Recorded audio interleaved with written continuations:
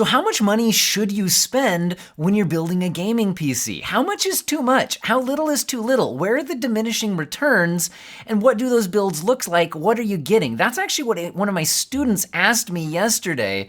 A lot of them have figured out by now that I know a lot about computers. A lot of them found the YouTube channel. They're like, I'm interested in getting in PC gaming. How much should I spend? This is coming from a high school student who, it's not that they earn a ton of money, but they don't have a lot of expenses, meaning they have an after-school job. They could save up for a while, but when should they stop? When should they buy? So that's what we're going to look at in this video, is scaling at all sorts of different price ranges. How much, performance per dollar are you getting? Are there points of kind of diminishing returns? What does the most expensive gaming PC get you? All of that. And well, in this video, I'm going to be focusing on new components. If you really need to stretch your budget and really get a lot more value, you should seriously consider buying used. And Jawa.gg is today's sponsor. You'll find a link in the video description and a pinned comment. And Jawa.gg is a place where gamers can buy, build, and sell PC hardware. You can sell your old gear on Jawa to fund your upgrade, increase your budget, and then you can make your budget go further by buying used gear. They also have some entirely fully assembled pre-built systems. And on that note, check a look at this. They're doing an $1,800 gaming PC giveaway by clicking the link up there. I took a look at this, and this looks like a heck of a build. It looks like you enter by doing by signing up for a Jawa account. And there's other ways that you can get more entries into that giveaway. This thing has a RTX 4070 Ti and a Ryzen 5 7600X. That is going to be a very powerful and very upgradable platform. And remember how I said one of the things, there's a lot of different things you could spend your money on in a PC build. One of them is making it look awesome. This one looks awesome. So anyway, go ahead and take a look at that. And again, click the link in the video description and or pinned comment to make your budget go further at Jawa.gg. But let's go ahead and jump into, if I was building, new parts, and I was thinking about how do we want to do this? Do we want to start at the low end and look at like how, what more could you spend? Or do we want to start out at the high end and pull it back from there? And honestly, I think we could do this either way, but because I did a recent $500 PC build, and I did a recent, $1,000 to $1,200 PC build video, you know what? A lot of people have been asking me, what about a high-end build? So I think we're going to start at the top, and then we'll look at scaling things back from there. But also remember, there's different things you can spend your money on in a PC build. There's just the raw performance, where the most important parts are the CPU, the video card or GPU, and then you need RAM to kind of go with the CPU. Then you just need everything else to kind of support that. But within all of that and within all of the other parts, you could spend a lot more money on what the PC looks like, trying to get a certain color scheme, RGB. Some people want to go with liquid cooling and things like that, which is not really going to be cost effective, but can look awesome and be a fun project. You also might have certain brands that you just prefer, have a good experience with. Maybe you like the look of their parts. Maybe you like the warranty that they offer, customer support, things like that. I'm going to be focusing on the raw performance. Also, don't assume that anything I'm doing here is necessarily the absolute parts list you have to follow. We're trying to get general ballpark dollar amounts for certain performance tiers. The builds here will be pretty good, but again, you don't have to follow every single part to the letter if you are actually going to build one of these. Now, let's go ahead and set up a high-end platform without the graphics card, and then we'll look at scaling the graphics card within that to get started. Now, if I was going to build a high-end gaming PC, and I'm stressing gaming PC, I would choose the CPU as the 7800X3D. If I pull up a recent review, this one's from Tom's Hardware, but you could look at a variety of other ones. I liked this one because it had the price. Now, these prices vary over time, so they might not match what we see today. You can see that the 7800X3D is less expensive than chips like the 7950X3D or Intel's 14900K, which is the brand new Intel chip that just came out.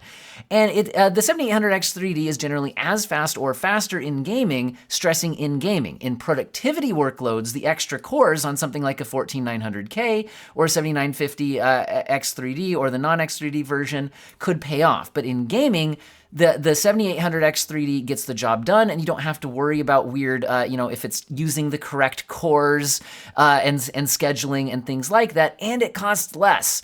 In this build, we're not looking at just throwing money away, but we are looking at getting top tier performance without wasting any money on, not necessarily wasting, but we're looking at top tier gaming performance without spending more than we need to. So that gets us a 7800X 3D. So you need to get a motherboard that's gonna be compatible with that. This is gonna be an AM5 socketed motherboard. I'm gonna sort prices low to high. But the lowest price ones are gonna be A620 motherboards, which do limit things like your amount of memory slots that you can use. I believe they also limit the overclocking potential. I think you can still use XMP and Expo profiles on RAM, but I don't think you can do anything with the CPU. Could be wrong on that. So we wanna go with at least a B650. I'm gonna be honest, I'm not researching exactly what the best motherboard choice is here. But realize that your motherboard choice also affects a lot of things that aren't directly performance related. This also affects your in-out, how many how many M.2 slots you have for storage, if you want built-in Wi-Fi, things like that. So again, I'm just gonna kind of slot in a let's slot in a B650 that has Wi-Fi. I'm not saying this is the one you should buy. I'm just saying that going beyond this point is going to be more about features and less about just getting, the stock performance out of our 7800X 3D. You could certainly pay a lot more for a higher end motherboard. That's not really the point of this video. We're also going to need a cooler for this CPU. And here's the thing, again, what are you going to spend your money on? A $35 cooler like the Thermalright Peerless Assassin can cool a 7800X 3D just fine. Could you spend hundreds of dollars on an awesome AIO that has like really cool RGB lighting and might run a bit cooler, might give you a little bit of overclocking headroom? Sure. And by the way, another reason why I like the 7800X 3D versus something like the 14900K from Intel is for the 14900K, you probably would want to buy a much more expensive cooler. The 7800X 3D doesn't actually use all that much power, and so we can probably get by with something like this. Again, I'm just kind of throwing something together here. You don't have to follow exactly these parts. Memory. So we're gonna want DDR5 RAM. I think at this point it would be kind of dumb on a high-end system not to buy 32 gigabytes, and we can go by filtering by 2x16. On the AM5 platform with Ryzen CPUs, DDR5 6000 speed memory is generally considered, your sweet spot there in terms of compatibility, not having to worry about it not being stable at those speeds, but you can push the CAS latency down. If we look at CAS latency, lower is better. 30 would be great, but there's a really good price on 32 right here. That's only $84. What would it cost to get down to 30? Okay, $96. You know what, I'll go ahead and throw that in there. Again, if you're doing a specific build, you could look at your motherboard's QVL list for qualified vendor list for memory that's been verified to work. But again, we're just getting a ballpark figure on prices here. You don't have to follow these exact parts necessarily. We're gonna need storage. I do think that a high-end PC should be using an SSD. SSD prices are pretty low right now, so you can get 2 terabytes for not a lot of money. So I think a high-end PC having a 2 terabyte SSD is gonna make sense. Let's get PCIe Gen 4. But again, I'm gonna kind of sort prices low to high here, and I'm not gonna bother comparing each of these to figure out which one is the absolute best or anything like that. We're just gonna slot in a fast 2 terabyte Gen 4 drive. I'm gonna go, I've actually used the Team Group Cardia Zero here, so I'm gonna slot this one in. There's some you could spend a bit more on for more speed, some you could spend a bit less on, but again, $100-ish on your SSD for a high-end system sounds reasonable. Let's go ahead and, again, we're gonna skip the video card until we've got the rest of the system set up. Case-wise, you could spend as little as like $30 or $40 on a case. I think that, to get decent airflow, a couple of fans, and something that is decent quality, spending around $100 is fine. I have a Corsair 4000D airflow that I like a lot, and I know it can fit an RTX 4090 with no issues. So I'm gonna go ahead and slot that one in here, but again, it's kind of a placeholder. You could spend $100 on a case. You could also spend $300 or $400 on a case, but that's gonna be mostly about making it look fancy for a build, not about performance. Power supply, you definitely want to get something good quality, and because we will be starting out with an RTX 4090, I want at least 850 watts. Spending a little over $100 on an 850 watt power supply seems perfectly reasonable. I think the Corsair RM850E is a reasonable choice, and again, I'm not saying these has to be these exact parts. I know I keep stressing this, but we're just kind of saying, you know, a little over $100 on a high-end power supply seems perfectly good. This is a perfectly reasonable high-end platform with everything except for the video card, and this is coming in at about $950. So at this point, we could now throw in the highest GPU we possibly can, which would be a 4090. Nothing else competes with it in gaming. And it looks like sorting price is low to high right now. Wow, that's kind of unfortunate. These have been down around $1,500 to $1,600 for a while now. It looks like prices have gone up. I'm gonna go now, and again, you could get different coolers if you like the way it looks better. You know, maybe you get slightly more overclocking headroom.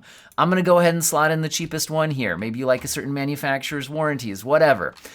This gets us a ballpark figure of $2,745. So let's go ahead and hang on to that number. So let me put it this way. How much should you spend on a gaming PC? If you want the absolute top of the line gaming performance from both the CPU and the GPU, it looks like you can get that for less than $3,000. Now, could you upgrade things from here? Yes, I think especially you might want to spend a little more time looking at motherboards and maybe get a higher end motherboard here, something like that. But you know, you could go with a fancier CPU cooler, even if it's a little bit unnecessary. And if you're wondering, can the 4090 really run on an 850 watt power supply? Absolutely, especially with a 7800X 3D as opposed to like overclocking a 14900K or something like that. This should be absolutely fine. Now, could you go with a 1000 watt power supply? Definitely, you totally could. Anyway, but I'm saying under $3,000, and we're at about $2,750. Anything past this, I think you're spending on looks and brand choices, things like that, preferences rather than raw performance stock out of the box. Okay, so now let's look at how does performance scale from here? So how about graphics? The biggest thing here is graphics card, right? So if we don't buy a 4090, I think a 4090 makes huge amount of sense if you're gaming at 4K and it's in your budget. I think it even makes sense if you want high refresh rate 1440p without turning down graphic settings. You want to use ray tracing and things like that. But a 4080 can still do an excellent job at 4K, especially if you're willing to use DLSS, you know, at the quality setting or something like that. And at 1440p, even better. And if we sort prices low to high, the cheapest ones right now looks like 1060. Another option here would be something like the 7900 XTX, which is about $100 less. There's a few that have been, you know, kind of posted at wrong price. That's an RTX 2060. That's weird. Okay, anyway, $950. So you could go $100 less if you want to go the AMD route. Personally, at this price range, I would probably want all the bells and whistles and DLSS upscaling and best ray tracing performance. So I think the $100 difference there in terms of the grand scheme of the build, I think this makes sense. But again, we're not getting a specific build necessarily. We're saying how much should you spend? By making that change, we are now down at about $2,000 even. And this is still a fantastic build for 4K or for 1440p. But now let's look at how are we scaling in price to performance? In other words, we're going to bust out a calculator. So we now have a $2,000 build, but we started out with $2,750, which means by making the change to the 4080 instead of the 4090, we are now at 73% of the price, leaving everything else the same, still having a super fast gaming CPU, all of that. And if I go ahead and pull this chart up, this is TechPowerUp's relative performance database, and I'm going to put this in the video description. Now, the reason why I'm pulling this up, first of all, I should mention, this is mostly, I think, focused on rasterized performance, not ray tracing performance, which is why the 7900 XTX and the 4080 are basically tied. And also, different games scale differently. And, I don't think this is necessarily perfect, but it's usually within 5% or so of what I think is pretty accurate. And it lets us compare a bunch of GPUs, and we can set any of them as a baseline. So if I set the RTX 4090 as the baseline, the RTX 4080 is reaching 78% of the performance. So assuming we are GPU limited, not CPU limited, which is likely if we're in the heaviest games, at high resolutions, we're now getting about 78% of the performance for about 73% of the price. So it is a little bit more cost effective to go with the 4080 versus the 4090, but it's not egregiously so when you're factoring in the entire price of the build rather than just the graphics cards. If you compare just the graphics cards, it's $1,050 versus about, what was it, $1,800 right now. You're getting, it's 58% of the price for about, 78% of the performance. So comparing just the GPUs, the 4080 at current pricing, 4090 pricing went up. That's kind of exaggerating this, but the 4080 is actually offering better value.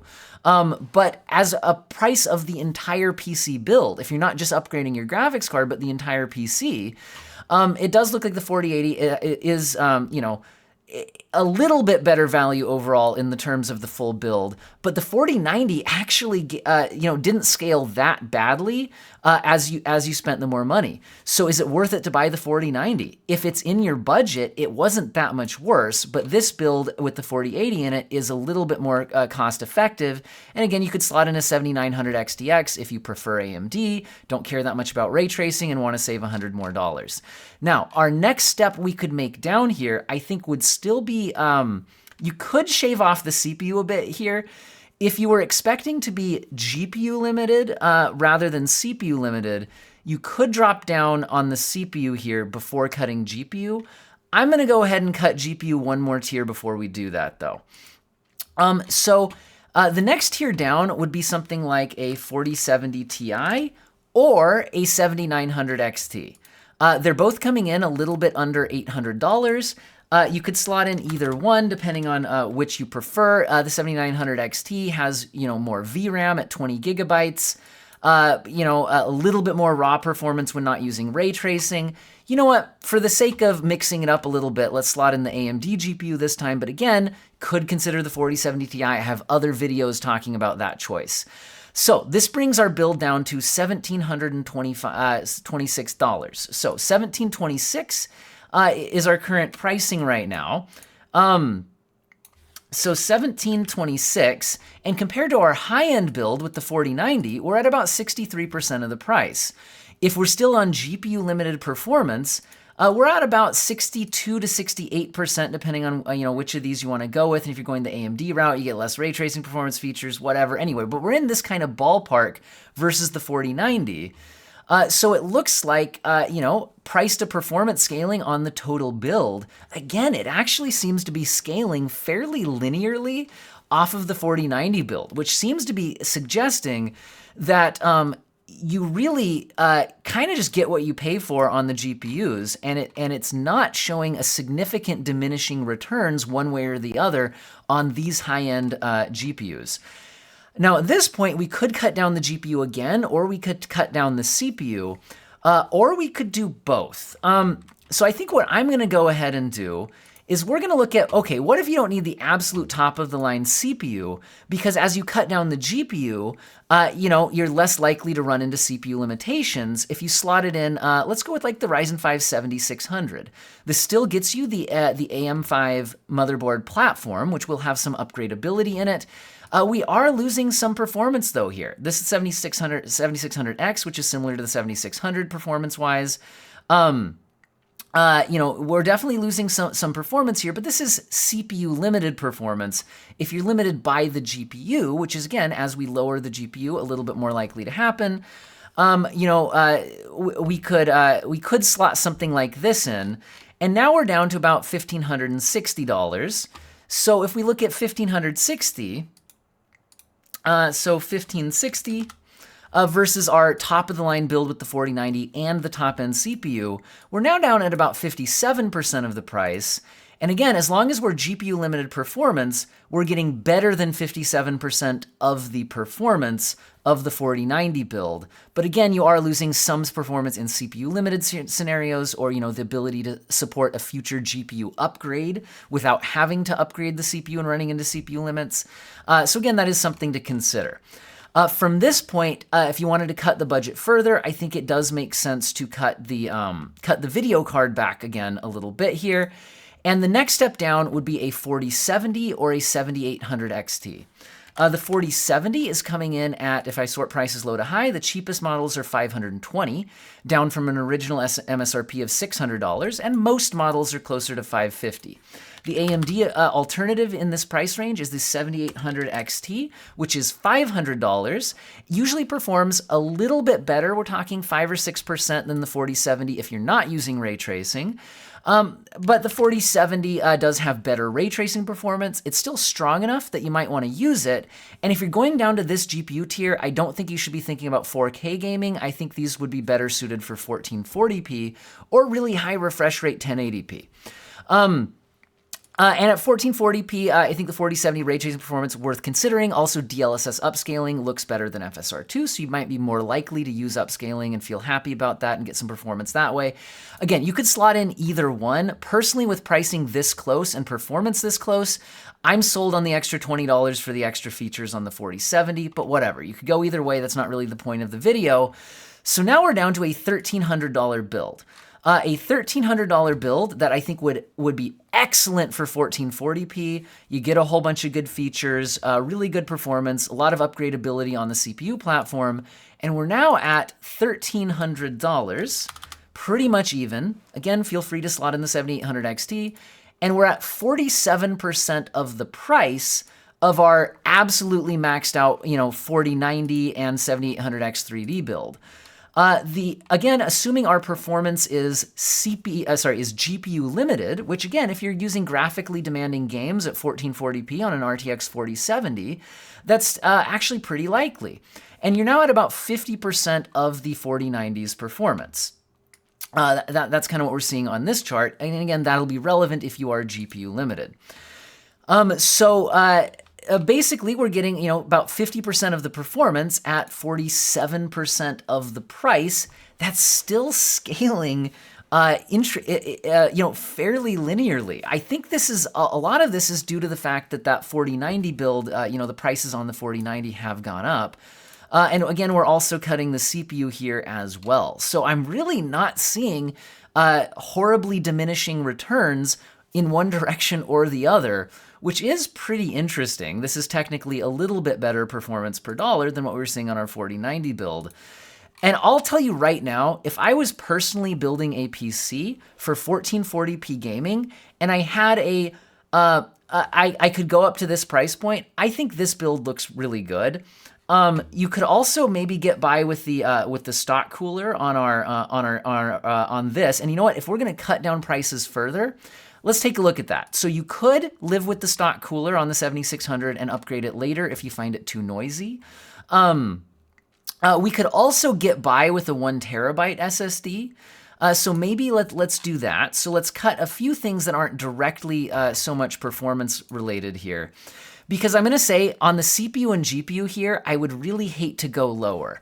So again, I could maybe live with a 1 terabyte SSD instead of a 2 terabyte SSD, and we just won't be able to have as many games installed. I'd still probably go for a PCIe 4.0 drive, sort prices low to high. Again, I don't know the exact stats on all of these off the top of my head. Here's basically, I think pretty much the same one we had before, but in the 1 terabyte variety. Could go down to $43 in some of these cheaper ones. I'm not sure the exact stats on them. I'm gonna go ahead and just slot in something like this. So this is bringing our budget down a little bit more without directly getting into the performance. Also, GPUs on this tier, I don't think we need the 850 watt power supply anymore.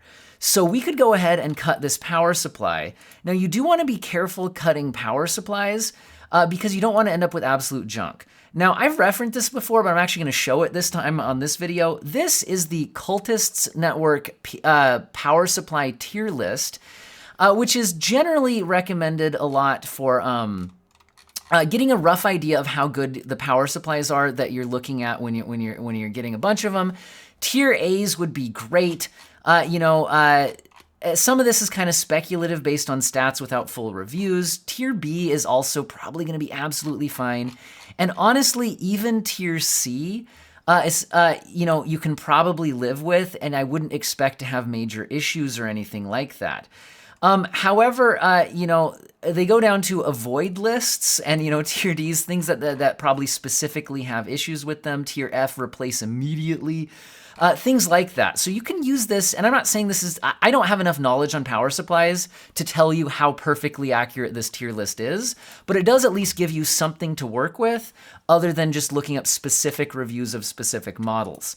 So here's what I'm gonna do. I'm gonna say that on a 4070, I would be absolutely fine with a 650 watt power supply. Of a reasonable but not necessarily excellent quality. Keep in mind, by doing this though, you're limiting your upgradability on what GPUs you could slot in from an upgrade, but it should be absolutely fine. I'm also sorting for 80 plus bronze, gold, platinum, and titanium, which are efficiency ratings, not quality ratings. I'm gonna sort prices low to high here, and I'm gonna go ahead and take a glance here. Okay, the Apevia Premier is 80 plus gold, semi-modular, for only $60. And I'm gonna go ahead and look at the tier list. I think I saw this in the C tier. Let me go ahead and pull this up. Apevia Prestige is a speculative tier C unit. So not great, but it's not one of the avoid immediately listings. So you know what, guys? Again, this is not a specific guide that you have to follow letter for letter, but I'm saying we could cut our power supply budget if we absolutely had to, and this one is apparently not terrible, at least according to that. So let's just slot this in as at least a placeholder on a lower tier power supply. We can also get by with a cheaper case. I'm just gonna sort prices low to high. Fantex is a decent brand. This should be able to fit. It only has one fan in the back, but if we're on lower power components with a mesh front, this will probably get the job done. It is a mid-tower case that should fit our parts. I'm gonna go ahead and slot this in because it's only $35. Obviously, you could spend more. But what I just showed you guys is we've pulled back from a $1,300 build to basically an $1,100 build. And while we've lost some niceness on the case, some upgradability for our power supply and the quality of the power supply, I don't think we've cut, and we've lost the CPU cooler and some storage space. Performance-wise, we're gonna basically be the same. And now, we're at basically $1,100. We're at 40% of the price of our 4090 build, but again, that had top tier stuff and everything. But again, we're still on an RTX 4070, so for just GPU limited performance, we're still getting about 50% of the performance, but now for 40% of the price. So you can see that you can peel some things back and you can get more bang for the buck on the overall components here. Now, at this point, if you want to, I really want to say that I think this is kind of the sweet spot for a 1440p value build, and cutting past this point is going to be painful. If you're gonna cut past this point, now we need to start cutting a CPU or the GPU more significantly. If you're more into esports gaming, where you're more likely to be CPU limited, probably cut the GPU first. If you're more interested in more graphically demanding single player stuff or even multiplayer stuff, but you keep the graphic settings turned up, you're more likely to be GPU limited. And I would say be less likely to cut the video card. Anyway, with that in mind, let's go ahead and cut some stuff. Video card wise, our next step down would probably pull us into the $400-ish range. We could look at something like the 6800 non-XT. I've seen these as low as 380 recently. Looks like they're back up to 400. The NVIDIA alternative would be something like a 4060 Ti. 4060 Ti 8GB version is down to $370 right now, so $30 less. Also performs lower and only has 8GB of VRAM. 8GB of VRAM is not a disaster, but it does mean that in many modern games, and probably more as time moves on, you will have to be mindful of the graphic settings you're using to not spill over the VRAM capacity and cause issues. So personally, between these two, I would probably take the 6800, but again, this isn't really a video about exactly which one you should get. I'm just slotting in the next GPU down. The 6800 has 16 gigabytes of VRAM, which is really nice to have, and it does also have more raw performance when you're not ray tracing. And we're getting down into performance tier where, especially if you're trying to play at 1440p, I'm not sure ray tracing is going to be meaningful. Having DLSS, though, from the 4060 Ti, I think is the main selling point you might go with there. Either way, we've cut our budget down to about $1,000. If I had to build a PC for about $1,000, this would be one option. The other option would have been to cut the CPU and to keep the 4070, which honestly might have been my preference. We're probably going to do both here, though. But if we do want to take a look at where we're at, price to performance now, right now, we're now down to 36% of the price of our, ultimate, 4090 build. Well, ultimate without, but still being frugal on the parts. 6800 reaching about 45% of the 4090's performance. But again, losing some features from NVIDIA as well as, ray tracing performance and all of that. But anyway, 45% at least on a raw power note at about 36% of the price. So we are definitely getting more bang for the buck on this build. If I was going to cut from here, if I'm gonna cut the GPU further, I would probably actually just choose to cut CPU first. So at this point, if I'm gonna cut CPU, here's the big downside. We have to leave the AM5 platform. And if we're gonna leave the AM5 platform, that means we're sacrificing future upgradability. At this point, you'd go either AM4, you could go to something like a 5600, which is a 6-core CPU that's still pretty solid for about $150. Or you could go the Intel route and go with a 12400, which is a 6-core CPU. Again, it has similar performance to the 5600. One thing I like about this platform is you could upgrade to like a 14th gen CPU in the future, maybe buy it used once there's used options available, something like that. Although if you go with the 5600 route, from AMD, you have upgradability to something like a 5800X 3D, which is also a good deal. Since we did AMD for our high-end platform, how about we switch to Intel? But again, these are kind of placeholders and they occupy a similar budget, and we're mostly looking at budget at this point. This CPU should come with a stock cooler, so would the 5600 Non-X version. So we're gonna, be budget conscious and go with the stock cooler. And again, we'll need a compatible motherboard. I'm gonna sort prices low to high. H610 is kind of like that kind of low-end chipset, has some severe limits on the amount of RAM slots, and I think some memory speed support and things like that. I don't remember all the exact details. I'm not going to research all the motherboards right now. I am going to notice that we do get a B760M, which would be a newer platform with only 2 memory slots, though. It looks like we get 4 memory slots on this ASRock B660M. I'm gonna go ahead and go with that. This is a $90 motherboard, and we will need some memory to go with it. I believe this is probably a DDR4 board. Yeah, it looks like that. PC Part Picker should sort that for us. On compatibility, I'm just gonna go ahead and sort prices low to high, but I still think I would go with 32 gigabytes. And on DDR4, it's even more important to make sure you get 2 sticks, not just 1, to be in dual channel mode. So let's go with 2 16 gigabyte chips. And DDR4 3200 CL16 isn't incredibly slow or anything like that. You could certainly buy faster, but again, we're on a tight budget at this point, so I'll slot that in for $50. By cutting the CPU, motherboard, and memory cost, and going with the stock cooler, we're now down to $834. We still have the RX 6800, and so, okay, here we go, $834. We're now down to 30% of the performance, 30% of the price of our, tricked out 4090 build. But we still have the RX 6800. So when we're not CPU limited, which honestly, the 6800 at 1440p, it's going to be pretty taxed. And the 12400, don't get me wrong, this is still a pretty potent gaming CPU.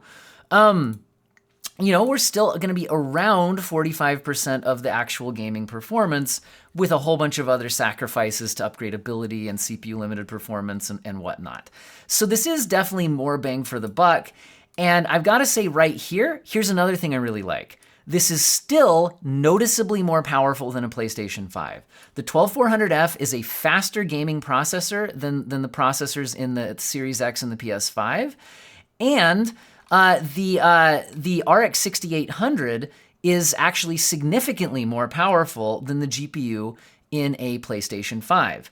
And it also has as much VRAM as the PlayStation 5 has unified memory, so you should be able to run at all the same settings that the PlayStation 5 does, but do it at either higher resolutions or higher graphic settings or less aggressive upscaling settings.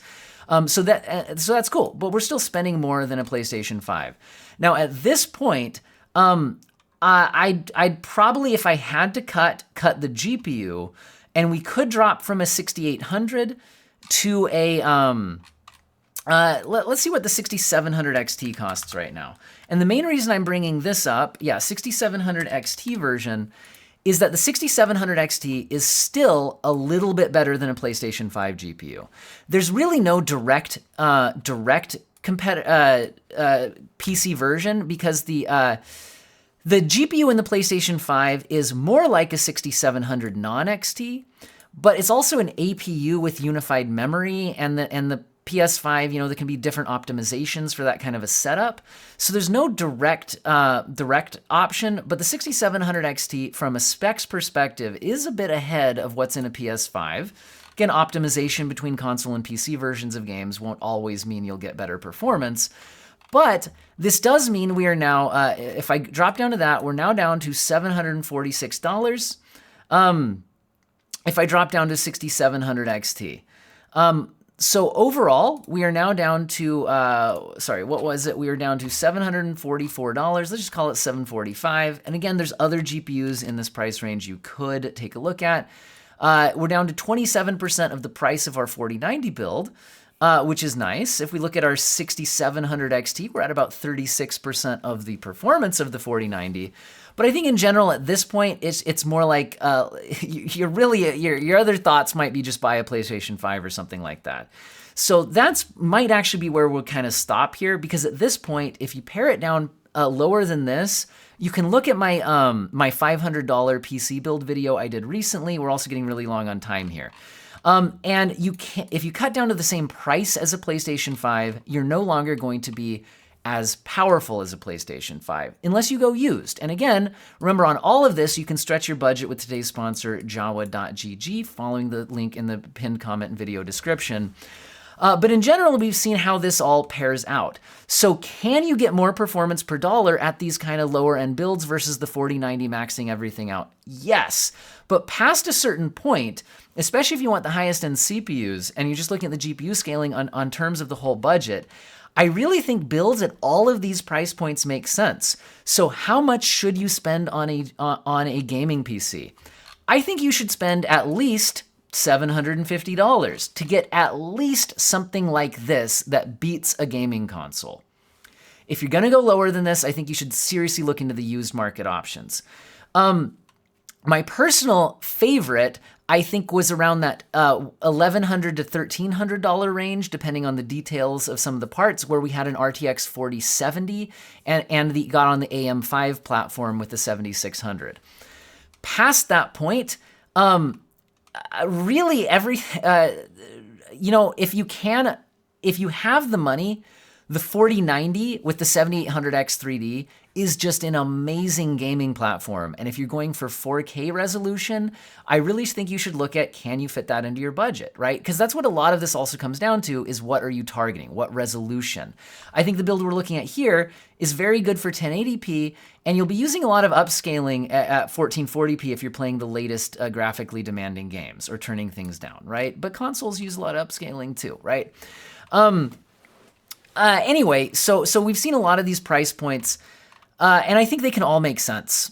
And I think that's the final conclusion, although like we saw, you do get a bit more bang for the buck when you pare down everything to this kind of point versus the 4090 build. But the 4090 build enables you to do some crazy stuff. And this video is long enough. I think we're gonna go ahead and stop here. What's your sweet spot for budget? Let me know in the comment sections. And again, look at stretching that budget at Jawood.gg to sell your old gear to fund your upgrade, increase your budget, and make your budget go further. Looking at used options, maybe looking at some of their systems they've already put together and thinking about that. And also take a look at Black Friday. They usually have some awesome deals available on Black Friday. I hope all of you have an excellent day.